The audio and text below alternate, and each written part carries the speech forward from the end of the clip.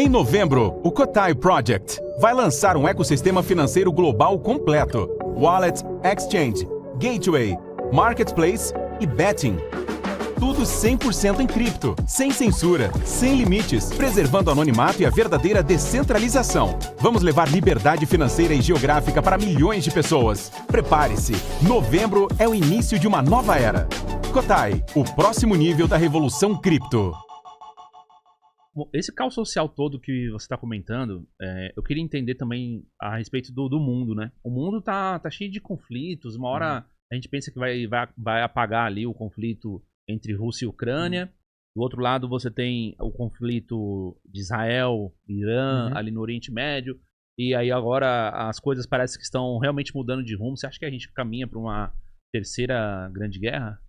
Eu falo isso desde 2020, né? Tem um vídeo meu falando, já tem podcast que eu fui na Karina Bach de 2022, falei da invasão da Ucrânia uns 3 meses antes.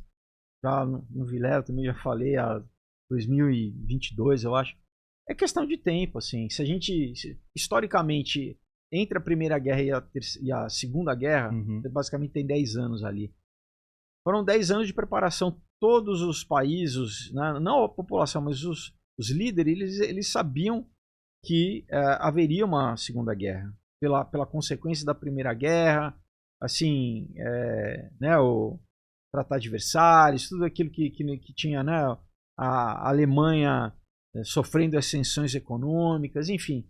Então foram basicamente 10 anos de preparação, de produzir material bélico, de produzir, né, fortaleza.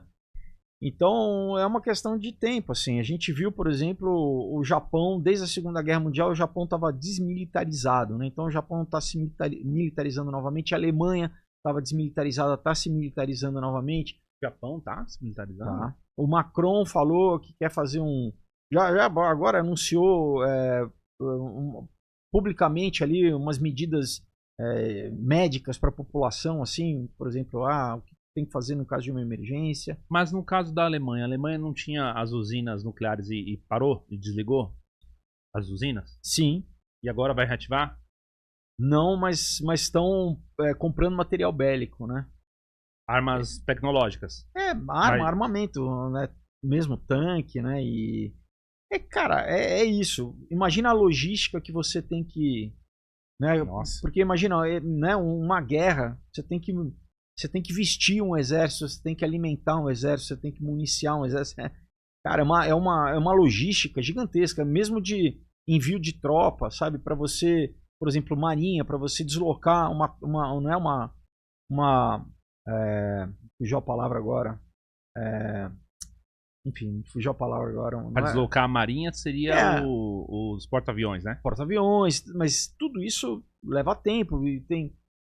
Sim, claro. E você tem que pensar, cara, é uma logística. Se eles estão se armando é porque alguma coisa vai acontecer. Não vai. Mas isso é fato. Os assim. Estados Unidos vai ter um papel, ele que vai, digamos assim, como superpotência militar, que ainda é a maior potência militar do mundo, né? Sim. Ele que vai fazer esse primeiro movimento, esse primeiro ataque. Cara, olha, eu acho que a gente já tá.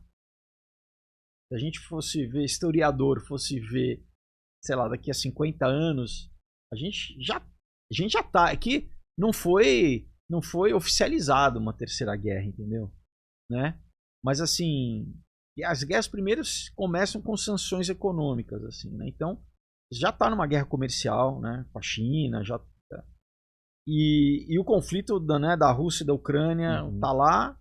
Já você tá tendo essa coisa com a Polônia agora, né? Cada vez mais o espaço aéreo sendo infringido. Você tem a questão ali no Oriente Médio que continua completamente, né? Essa reunião das Nações Unidas última, aí você já teve vários países oficializando, né? A Palestina. A questão... Teve o momento do Netanyahu na ONU, que o pessoal abandonou a Assembleia, muita gente saindo. Então, você tem, cara, aqui no nosso lado, você tem a questão da Venezuela, com os Estados Unidos com a Venezuela, né? Você tem a China com Taiwan.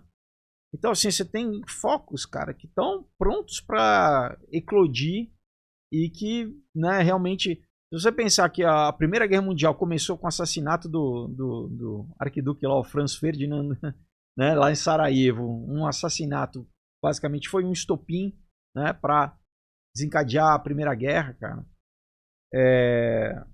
Que a gente já tem hoje aqui acontecendo é muito mais suficiente, né? De novo, é porque ainda não... Mas, cara, é muito fácil você ter uma... Tá tão volátil que qualquer uma infração de novo, né? De um drone, de alguma coisa que abate um outro... Pra mim, a gente já tá E, de novo, não foi oficializado, né? Onde começou a Terceira Guerra Mundial. Mas, cara, por exemplo, tem um site que hoje em dia não, eles tiraram esses dados, né? Chama Deagle, que é um site militar. Eles ficam pegando, eles têm a listas, né, da capacidade militar de todos os países. Então, assim, quantos aviões cada país tem, quantos navios, quantos tanques, né? A capacidade também de recurso, petróleo, por exemplo, população, né? A demografia de cada país. E eles, eu acho que depois de 2025, é porque quando você via antes desse ano, aparecia ali que os Estados Unidos, que tem 350 milhões de habitantes, mais ou menos, eles mostravam indicando a partir de 2025 100 milhões de habitantes, quer dizer, perdendo 250 milhões de habitantes. Aí você fala assim, ué, que estranho, mas como que o site faz uma previsão dessa, né? De mostrar uma queda populacional de, né, 2/3 da população. Meu Deus, isso está marcado para o ano que vem? Assim, eles hoje, se você entra, você já não vê mais esses dados, mas assim, tem um site que eu acho que chama archive.com, que é um site que você consegue ver retroativamente. E eu, enfim, eu fiz vídeo falando disso já há bastante tempo, assim. Antes de 2025, você entrava no site, porque, né, agora que chegou em 2025, você já não vê mais esse dado, né? Mas, cara, eu tô falando aqui, mas tem coronel americano reservista, já um monte de gente já falando sabe, cara, que é questão de tempo. Infelizmente eu não sei se ainda esse ano, 2025, mas provavelmente ano que vem, porque qual que é o propósito, né? De novo, nenhuma guerra acontece a esmo, né? A gente às vezes acha que as coisas aconteceram porque aconteceram. Não, tem tudo um propósito. Não, o propósito diminuição da população mundial. Também, mas se a gente pensar, a Primeira Guerra fez o quê? Acabou com a monarquia, né? Acabou com o Império Otomano, o Império Austro-Húngaro, o Império, né, Russo. Remapeou o mundo em democracias nacionais, né? Para o quê? No segundo... Porque as monarquias todas eram legitimizadas principalmente pela igreja, né? Todo rei ele tinha que ser coroado e a coroação era feita ou um papa ou um metropolitano lá isso é o nome do papa lá na igreja ortodoxa, né? Sim. Então, primeiro, acabou com qualquer influência religiosa, né, no seio social, né, num país, num estado-nação, vamos dizer assim. O segundo passo da Segunda Guerra Mundial, qual que foi o avanço? Criar blocos, né? Então, a ONU foi fundada logo após a Segunda Guerra, né? Instituições globalistas, supranacionais, como o Banco de Acordos Internacionais, na verdade já tinha sido feito na década de 30, mas FMI, Banco Mundial, né? E a própria a União Europeia, o projeto já é de 50, né? Já não é recente, é muito antigo. Então, né, criar esses blocos aí continentais, e o próximo passo depois o discurso vai ser esse, para terminarmos as guerras, né? E esse discurso, desde a época da Liga das Nações, é o mesmo discurso, né? Para a gente não ter mais guerra, então vamos ter um governo centralizado, global, né? Um governo federalista global, né? Mundial, com uma moeda só. Então, né? mas tem aquele negócio que o Elon Musk encabeça, que é uma linha de governo chamado tecnofeudalismo. Sim, sim. Que na verdade parece que é para você transformar os estados, assim, né? Basicamente empresas. Assim, isso, né? exatamente. Você transforma os estados em empresas. Sim. Aí você tem uma gestão feita por esses técnicos, que a gente não sabe o que é.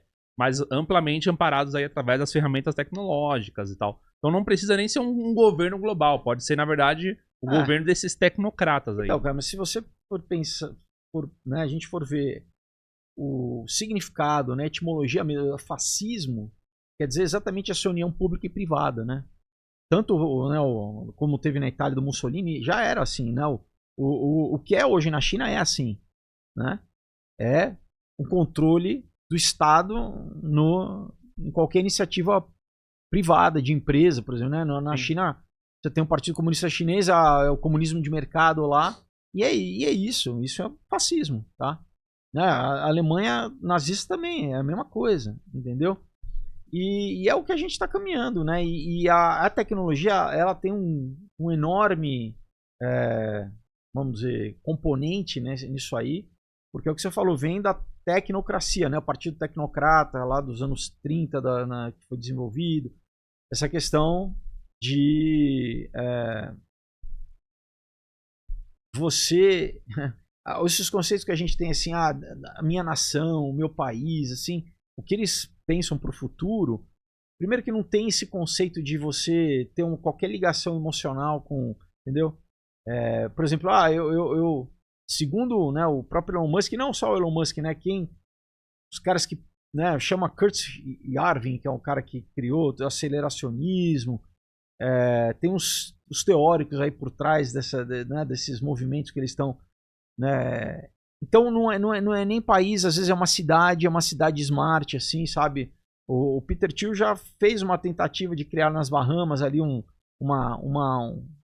basicamente um país, assim, onde você era um acionista, aí você entrava com Bitcoin, você tinha, entendeu? É isso, você não é que porque eu nasci no lugar que tem a bandeira, não. Esquece isso, entendeu? Você não tem ligação nenhuma com a terra onde você nasceu. Você é desarraigado, né? E você é basicamente um cliente, né? Agora, de novo, né? Isso para quem vai ser, para quem é elite, quem tem o controle financeiro, vai ter algum tipo de mobilidade. Quem, né? A plebe, né? O povão. Não, você vai estar. É igual o que eles chamam neofeudalismo, né? Uhum. Você vai estar preso. Como no feudalismo você era preso à terra, né? Do senhor feudal, você não tinha direito nenhum. Você vai ficar preso nessa cidade de 15 minutos aí, isso, entendeu? nessa estrutura fechada da tecnologia. E eles já ensaiaram um pouco, por exemplo, na pandemia na Irlanda já. As pessoas pelo aplicativo eram controladas, monitorizadas, você não podia sair a 5 km da tua casa, entendeu? Então, e né, com eles já estão substituindo o carro onde você bota gasolina, né, para carro autônomo. Então, literalmente... Nossa, até o carro elétrico entra nisso, então. Exato, né? E o carro elétrico, se você não tem carro elétrico... Tem você o switch, né? Além deles desligarem por satélite, os próximos carros... Primeiro que você não vai nem conseguir comprar um carro. Segundo que não vai ter nem volante.